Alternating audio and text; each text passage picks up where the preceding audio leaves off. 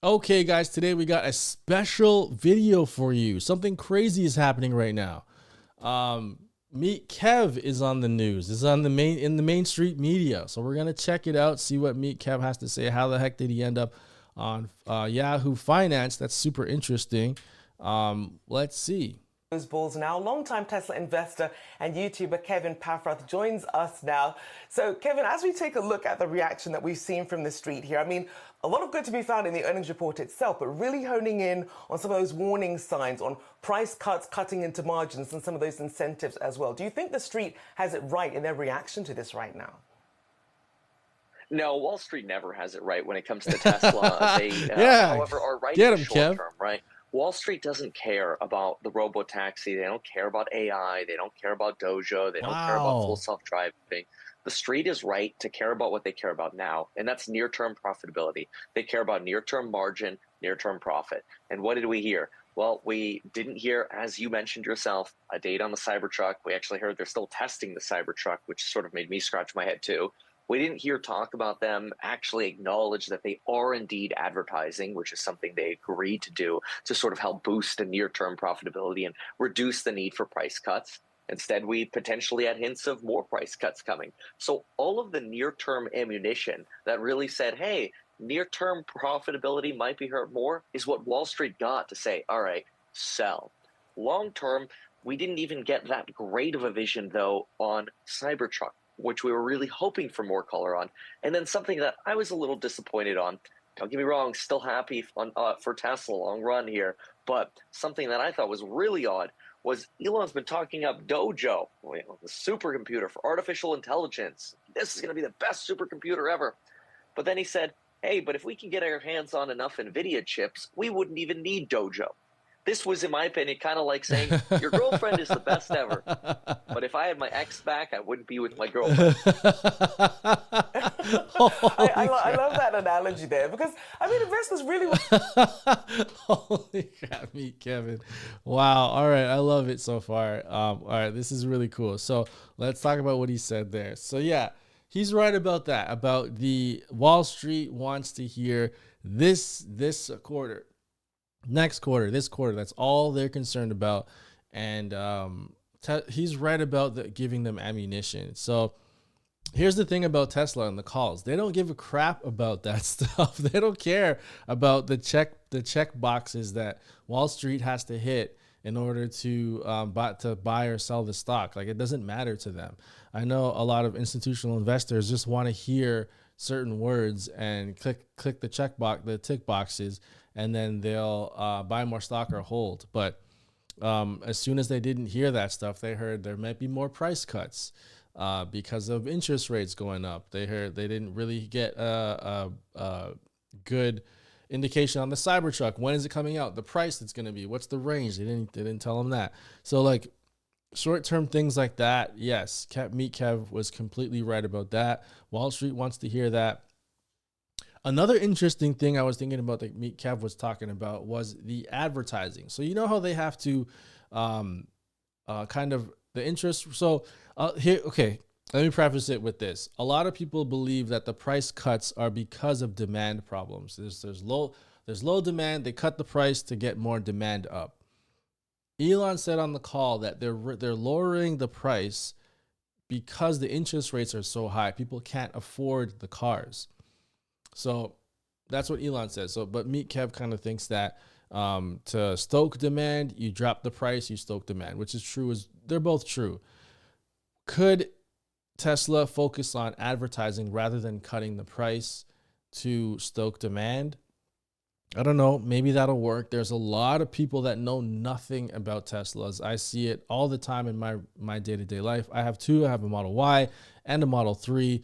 I've been investing in Tesla since 2018. It's 100% of my portfolio. I buy more stock every single month. I'm buying more this week. So I've been following the stock and the company since 2018, basically. So yes, in my regular daily life, as I'm cleaning my car or I'm dropping the kids off at school, people ask me about Teslas. They have no clue what's going on with it, what the maintenance is, what the range is. Does it take gas? Like people have no clue. So yes, advertising will help that. But what kind of advertising are they? I think it should be more informative, telling people what the car can do, telling them the benefits of the car, how safe it is, how low the maintenance is, how my electricity bill went up $30, and that's it when I was paying $400 a month for gas before. So, yeah. Okay, let's continue on. I could ramble on forever, but let's continue to see what Meet Kev has to say. They were looking for some clarity and some details here, and it did seem as if Musk was sort of hedging his bets on the cause. I mean, when we talk about FSD, I mean, this is something that started talking about in 2016.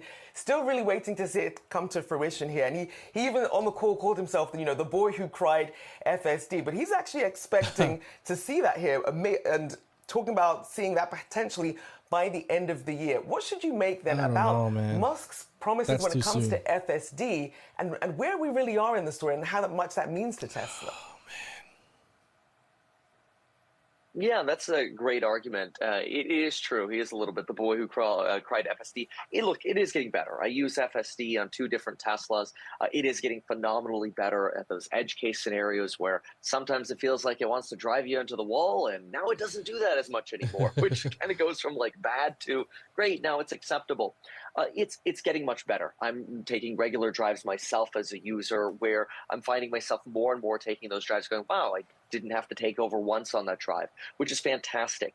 Do I really think we're at that phase, though, where by the end of the year it's going to be at a perfect level? No, we're not going to be at No. 100%, I think, for a few years. However, Elon Musk did tease something that I thought has real potential, and that's Hold on a second. I want to talk about that because I do drive. Like I said, I have a Model Y and a Model 3. My Model Y has full self-driving. I use it every day to drop the kids off to school. I drive the same path every day. It's basically like straight line and then a straight line for, 15 minutes this way, 10 minutes that way. And I use FSD every single day. It is getting better. It's getting better. It's getting better every iteration. Sometimes there's a little bit of a drop off, then it gets better. But I do have to take it out almost every time I drive. It does something weird. It does something embarrassing. It doesn't do what a regular human driver would do.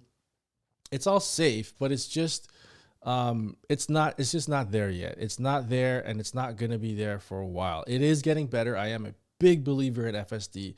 I believe that FSD is gonna change everything. The robo taxi is gonna make Tesla a lot of profit, but as it being done by the end of this year, hell no. There's no way. There's no way that that's going to happen. I use it every single day. Like I said, I'm a big believer in it, but there's too many edge cases where it screws up. Like I said, I've been driving the same route for 3 years now, dropping the kids off to school, and it still makes mistakes. And it's the same route you think it would have learned and adapted to that same route, but no, it still messes up. It still tries to get into a lane that's ending. It still doesn't recognize speed bumps. Roundabouts are extremely difficult for it. It's constantly changing lanes in the roundabout, so it's not going to be ready the end of next year. I think it's going to take a few years, like Meet Kev said. And I just don't understand when Elon says it's going to be ready this year. He keeps saying that because I drive it every day and I see that it's not going to be ready this year.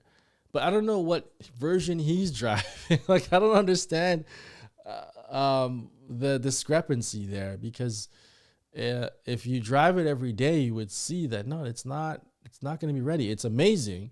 It's way better than any other vehicle that self-driving stuff that any other company has, but it's just not going to be ready this year, or not even next year. It's going to take a few years.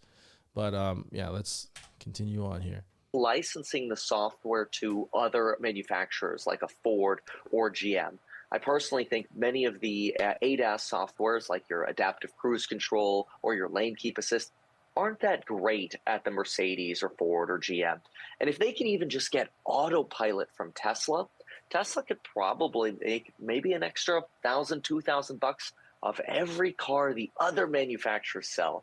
Now that would be a margin, that would be explosive for Tesla margins. I would expect that if as many of the companies that are adopting the NACS, the North American Charging Standard, start adapting even just autopilot, the lane keep and the ADAS on highways and streets, rather than even full self-driving, you could solely from those incremental revenues from other companies, which cost Tesla virtually nothing other than software, so probably 90+% margins, you could probably see the valuation of Tesla double on that alone. Unfortunately, we don't even have a taste of that yet. And so in the short term, it's very difficult for Wall Street to assign any value to that at all because they don't have a taste of, well, how much would that even sell for on a single car at a single manufacturer? But once it happens, it'll happen very quickly. So I remain very long-term optimistic for Tesla. But look, the bears are 100% right here in the short term. The earnings call was a disaster.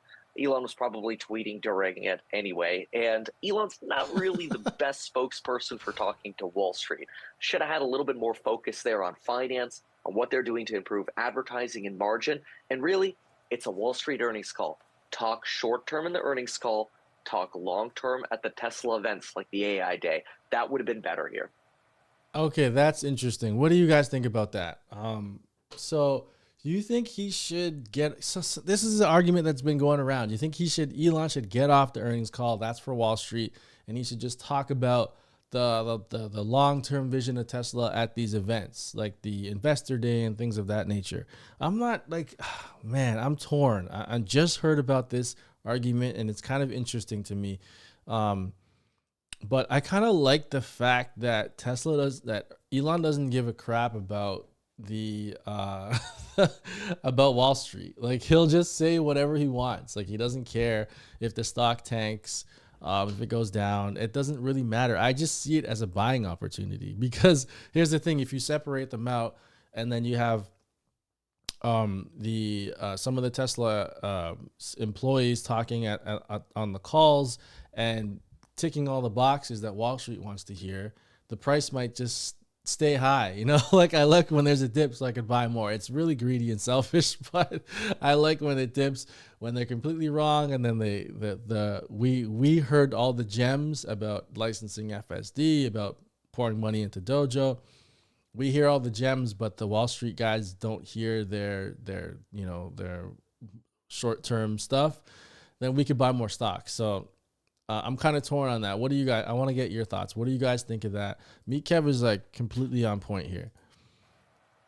And the thing is, I mean, and you talked about this here, this idea of really sort of having that data that you're now picking up by by licensing what they have with the superchargers. Potentially talked about that OEM for doing the same thing with FSD as well. What is the long game here? Is it Tesla essentially making most of their money and gathering sort of this data from other companies, or relying on this Cybertruck to be sort of the next level of growth, which he says, it's full of technology, didn't really give us any sort of specs on it at all, or even delivery dates. What's going to be that next growth driver for Tesla? Yeah, I think that's really interesting what you're hitting on, because we were always first promised as Tesla investors that Tesla was the best at manufacturing cars and that you want to invest here because the profitability is so large for the vehicles. But now Elon Musk is somewhat U-turning to, oh, well, we could sell the cars for a break even. We'll make money off the software. But take rates for FSD are somewhere under 10%. So we're not even convinced today that FSD and software is really going to be a driver of revenue. So to hear Elon suggest that, well, okay, we used to be a company that focused so much on profitability in manufacturing to, well, that doesn't matter so much anymore. We want to profit off software, is definitely going to give Wall Street some pause, at least in the near term, until we can prove that software profitability. I believe in the long term, yes, we'll have a combination of profit. Even if we just maintain 15 to 25% margins on the cars, we'll still be well above industry average. And if we can layer onto that high quality software, which I think Tesla has, it's not 100% yet, but it's still very good, miles ahead of what anybody else has. Yes, you'll have a combined, very profitable company here. And that's why I'm an investor, not only myself, but also in my fund, my ETF. But beyond that, I have to say, you're right. You're kind of, as an investor in the short term, looking around and going, oh, okay, I thought that was the goal. Okay, now this is the goal. And Wall Street doesn't like those pivots. And I mean, in terms of the amount of breathing room that Tesla has at the moment, as you do have, more of these legacy brands coming in with perhaps cheaper EV options as well, how strong, how dominant do you think Tesla's position is going to remain, at least in the short term? Yeah, I mean, certainly I expect the pie Very to strong continue to still. grow of electric vehicles, but I think the more time goes by, the more folks end up giving Tesla a try. And I actually think some of the biggest investors of Tesla stock are retail. And now what's really interesting about this is when we look at funds specifically, we can see that only about 30% of funds out of the big seven stocks have an allocation to Tesla at all, whereas about 71% of funds have an allocation to Apple, or somewhere around 60 to 80% of funds have an allocation to Meta, Nvidia, Google, Microsoft. So Tesla's still a little bit of the black sheep where you've got a lot of very excited retail who love the vehicle, so they invest in the stock. And actually, the more Tesla continues to sell Teslas, the more retail investors I expect you're going to get, which eventually Wall Street will be convinced by. And that's probably where we end up getting real euphoria for the stock, where we could end up seeing more of a Kathy Woodian price direction, where we're starting to look at the 500, 600, maybe even the $1,000+ range for the stock. But it's really going to take all of that happening, more retail, leading to finally seeing those software revenues, to finally seeing Wall Street turn and allocate appropriately to Tesla. But in the near term, you've got some headwinds before you're there. I think I may have missed all of your questions, so maybe rephrase, restate anything if I missed there. Sorry about that. No, you hit all the bases there. It's a lot for investors to take in. An interesting time, especially in the short term here. Always great to have you on. Kevin Paffrath there, financial analyst and YouTuber. Meet Kevin. Always great to get your. All right, Meet Kevin did a great job. I think he hit all really good points there. So yeah, that was excellent. He was saying that. So a lot of the huge funds don't even have Tesla in it. Like about 30% have Tesla in it, and 70% of them have like Microsoft and Google and Apple and all that, Amazon, all those big tech companies. And what's going to drive it further? What's going to get those big funds to get to start buying Tesla is Tesla's selling more cars. They sell more cars. They get people interested in the stock. The owners of the vehicles see what the cars can do. They start buying the stock. The stock goes crazy from retail investors, and then the financial institutions, the big funds, start to see like what's going on over there. What do they see that we don't see? They start buying it, and then we see the Kathy Woodian. I like how he put that. Kathy Woodian prices at like $4,000, $5,000, even $1,000 prices. But with Tesla, it's going to be a combination of everything. All these news outlets I keep watching. It's mainly the focus of this channel. What they're focused on is what's the next big thing? What's the next, catalyst? They like to say that. What's the next catalyst for Tesla? What's it going to be? The Cybertruck? Is it going to be what's next? When's it going to go crazy? So it's a combination. It's not any one thing that's going to do it. It's a combination of their mega packs, of their obviously FSD is a huge one. It's the Cybertruck. It's the Model 2.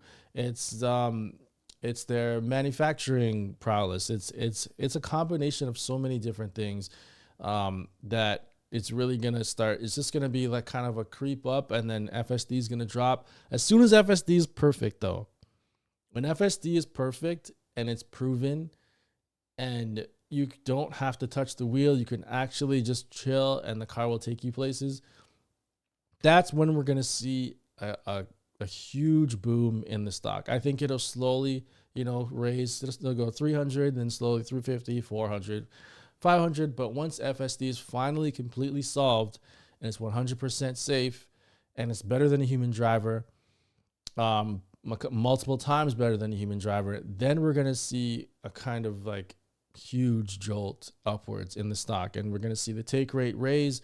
We're going to see it licensing out to more people, but that's a few years away. So there's still time to buy now, which is I'm concerned about, before it goes goes to the moon. I'm still buying with every spare cent. Off my other YouTube channels, I pay the bills. The rest of the money goes into Tesla stock. On this channel, I want to run an experiment. I want to show you guys how much it makes. I want to show you at every end of the month that I buy Tesla stock with the money from this channel. So if you're interested in that and you want to see that, click any one of these videos to keep watching more. Shout out to Meet Kev. He did a great job there. Subscribe to this channel. Let's get it to 1,000 subs so I can get monetized and start making money and buying more stock. That'll be sick. And like the video, and I'll see you on the next video.